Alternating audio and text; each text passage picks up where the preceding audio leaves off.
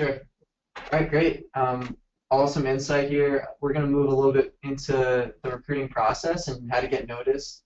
You know, one thing we just wanted to touch on here on behalf of FLG is the importance of a highlight film, because in our opinion, we've noticed it help a lot of players, you know, in so many different ways. You know, one very one simple example is, you know, a player has a really good sophomore year and then they get injured, right? And they're out their entire junior year, and you know they're fortunate enough to put together a really nice highlight film of what they had kind of done up to that point. And by maybe not on the field necessarily being able to get recruited, but by using that highlight video, maybe they can get some interest from coaches and send it out. And we feel as though back even only a couple of years ago, it wasn't necessarily something that was a necessity. It was more of a luxury. But today we're kind of noticing that maybe it's kind of flipping and going the other way around. I guess, for Coach TK, I would just want to ask you, like, how much value do you put on the highlight tape as you kind of move through the recruiting process as you recruit girls? Sure. I mean, it definitely helps. I think it just helps kind of streamline recruiting because there are so many players these days. But I think, ultimately you hopefully have a staff and you're willing to put in the work to watch them play live. Especially you mentioned injured players. There's opportunity everywhere. So as long as, that is definitely a resource that whenever you're playing, get some video footage, whether you use it or not, because you just never know. And either for Coach Cooke or Coach Lee, like, how do you kind of utilize video? And TK, you just mentioned like you want to see players live, which I totally agree with. Do you guys kind of have that same thought process in that you use video to maybe have it be a little teaser to go watch players play live? It's a great thing, and I think sometimes it depends on the time, because we, believe it or not, we're still doing, still looking at 2017s. And if we don't have the opportunity to see them live, it's a good first step, because there's a lot of things you can see on film. You can still see speed. You can still see if the kids show it the right way. You can still see how hard a kid works. And then, as TK had said, then it's a matter of the coaching staff doing legwork. For me, in the recruiting process, again, we rely a lot on club coaches and high school coaches for their input. Because again, high school and club coaches see the kids way more often than probably anybody else. More often probably than their high school professors or high school teachers. So it's we can get a great indication on watching them, as you say, to get that little teaser to see if does the kid have the right skill set for us? Okay, great. Now let's go and see if they have some of the other things, just in case again there's not enough time in the year. Because right now, if again, I got a film the other day from a 2017. I'll be lucky if I get a chance to see her play live. I hope I do, but it doesn't always happen that way. Sure. Yeah, and I think it's a really good reference point. So we love seeing live games, but sometimes we're both seeing different things. So if I see a kid this tournament in the fall and the other coach sees the kid, in the spring, we're like, oh, well, what is it? What is that one thing that she does again? So, it's great to kind of go back over the film together and be like, this is what I saw. It's also helpful for kids from, those non-traditional areas where maybe they're not able to fly to all the tournaments. And so for them especially, it's helpful to have that film. So. What are some like positives or things that, as a coach, you really like to see on highlight films? And we can get really specific here and go by position, but more generally speaking, I guess I'll ask you, Coach TK, to start. Like, what are some things that you notice that are like, wow, I really, I want to go watch that player play if possible because of what I just saw in the highlight video?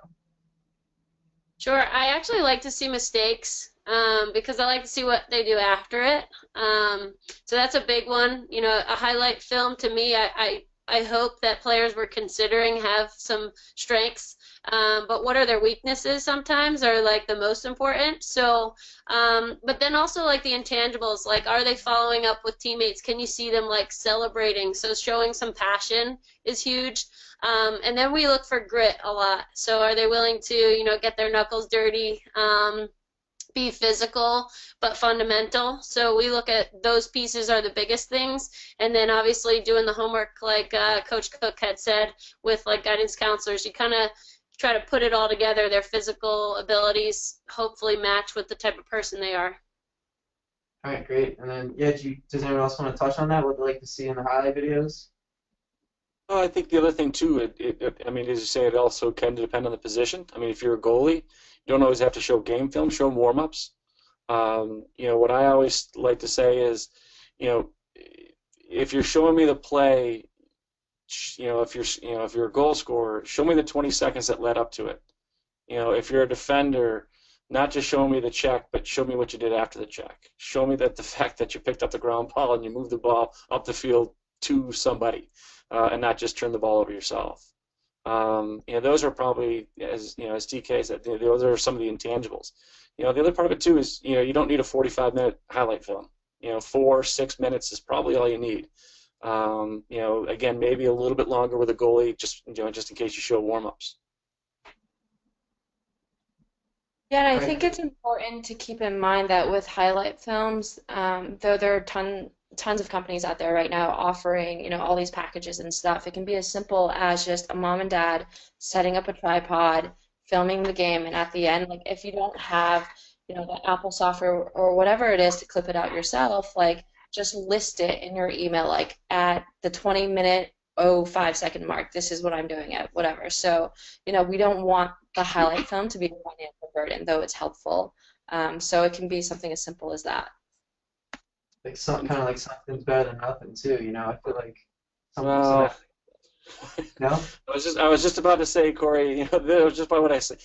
Watch the film yourself and try to be your own worst critic. If you don't like it, don't send it.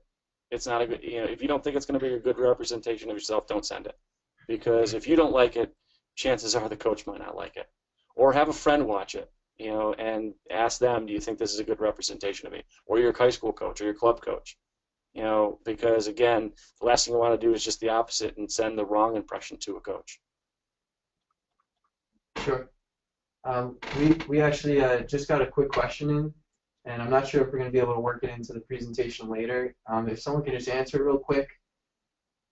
Is it common for programs such as yours to incorporate team study hall into what you do on a day-to-day?